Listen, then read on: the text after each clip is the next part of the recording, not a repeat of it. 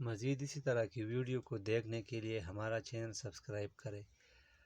آج کی اس ویڈیو میں ہم پڑھیں گے فقرہ اور جملہ میں فرق کہ ان دونوں میں فرق کیا ہے۔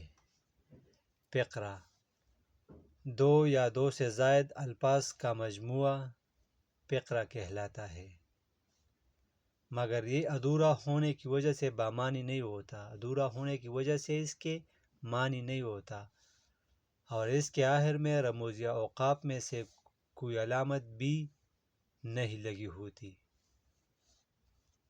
مثلا احمد کے ماموں آج صبح، اس کے آخر میں کوئی بھی رموز یا اوقاف نہیں ہے، تو اسی وجہ سے اس جملے کا مطلب ہمارے ذہن میں نہیں آیا، تو یہ ایک فقرہ ہے۔